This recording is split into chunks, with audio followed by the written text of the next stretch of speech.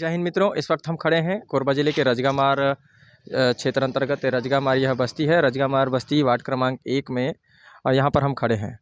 देखिए, यहाँ पर यह जो भवन हम आपको दिखा रहे हैं, यह जर्जर अवस्था में है और यह संभवतः शासकीय उचित मूल्य की दुकान यहाँ पर जो है शासकीय उचित मूल्य की दुकान रजगामार बस्ती की रही है। इसकी जर्जर अवस्था के पश्चात इस भवन को यहाँ पर जो है स्थानांतरित कर दिया गया है। इस स्थान पर अब शासकीय उचित मूल्य की दुकान ग्राम पंचायत रजगामार संचालित की जाती है और यह जब संचालित हो रही है तो इस भवन की स्थिति भी आप देख रहे हैं, यह अभी टूट फूट रही है जगह जगह से। अब यहाँ पर देखिए, यह भवन पूरी तरह से जर्जर हो चुकी है, कभी भी यह गिर सकती है। इसके नीचे जाकर खबर बनाना बेहद ही खतरनाक साबित हमारे लिए हो सकता है। इसलिए बिना जान जोखिम में डाले हम इसको बाहर से इस खबर को बना रहे हैं। और अब यहाँ पर हमारा कहना यही है कि जहाँ पर अंग्रेजों के ज़माने में भी जब पुल पुलिया और भवन बनाए गए थे, वो आज पर्यान तक भी कायम है। सैकड़ों वर्ष, 100 वर्ष से भी अधिक, 100 वर्षों से भी अधिक वर्षों के पश्चात भी अंग्रेजों द्वारा निर्मित भवन आज भी कई स्थानों पर बरकरार हैं और उचित अवस्था में हैं। पुल पुलिये उनके द्वारा बनाए गए वह भी अभी बेहतर कार्य कर रहे हैं, किंतु अभी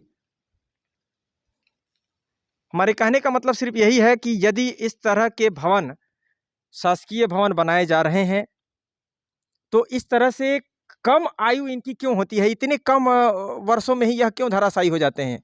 यह क्यों इस तरह से जो है जर्जर हो जाते हैं? इसे भी डिसमेंटल करने की आवश्यकता है, क्योंकि अगर डिसमेंटल नहीं होगा तो यहाँ पर क्षेत्र के बच्चे अनभिज्ञतावश खेलते हैं। बरसात के दिनों में मवेशी इसके अंदर प्रवेश करते हैं, इनके मलमूत्र त्यागे गए, इसे साफ स्पष्ट होता है कि यहाँ पर मवेशी भी अनायास ही घुस जाते हैं।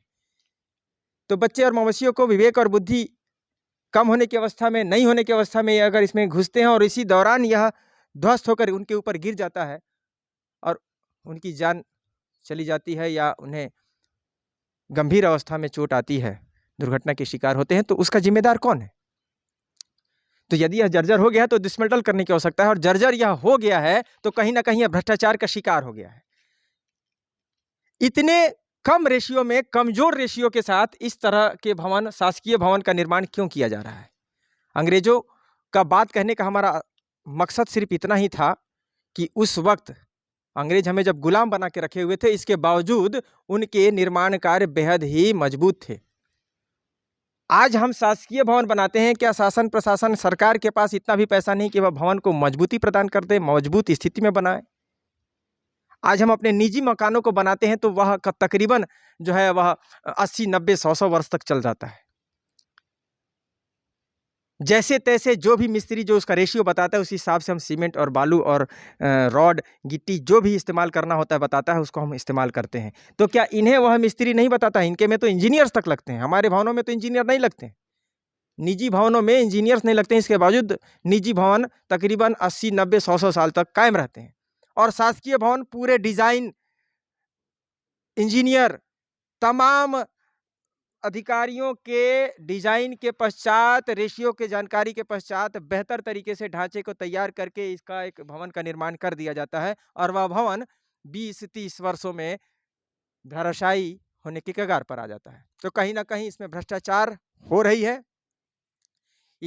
भ्रष्टाचार को बंद करने की आवश्यकता है। इस तरह से यहाँ पर यदि इंजीनियर ने कार्य किया है तो बेहद ही लापरवाही पूर्वक कार्य किया है। इस भवन की जांच करने की आवश्यकता है कि अगर वह 20-30 वर्षों में ही डैमेज हो जाता है तो उसका जिम्मेदार कौन है?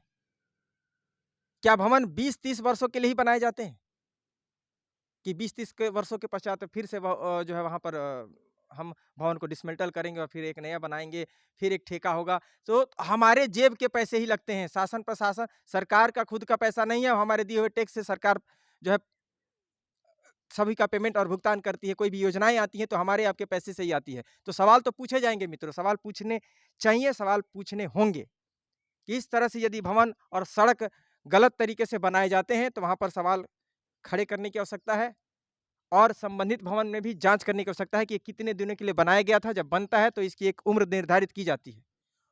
और यदि उस हिसाब से यह बना है और कम आयु में ही यह कम वर्षों में ही यह धराशायी हो जाता है, तो कहीं न कहीं ये जाँच का विषय है। निश्चित तौर पर इसमें जाँच की आवश्यकता है। दूसरा, जब यह भवन को बनाया गया, यहाँ पर स्थानांतरित कर दिया गया कि वह भवन जर्जर हो गया है, तो यहाँ पर अब संचालन किया जा रहा है, तो इसकी भी स्थिति आप देख सकते हैं। तो यह भी 5 से 10 वर्षों का ही मेहमान है मित्रों। अब देख पा रहे हैं कितनी कमज़ोर अवस्था में यह भी बनाई गई है। तो शासन की भवनों को इतने कमज़ोर तरीके से क्यों निर्माण कर दिया जाता है? क्यों इस तरह से भवन तुरंत जर्जर होकर गिर जाते हैं? निश्चित तौर पर यह जाँच का विषय है और मैं शासन प्रशासन से निवेदन करूँगा कि इस तरह से यदि भवनों का निर्माण करते हैं, शासकीय कार्यों का निर्माण करते हैं, शासकीय पैसों का दुरुपयोग ना करते हुए पूरी ईमानदारी से अपने कार्य को अंजाम दें, ताकि आर्थिक हमारे देश के पैसों का नुकसान ना हो।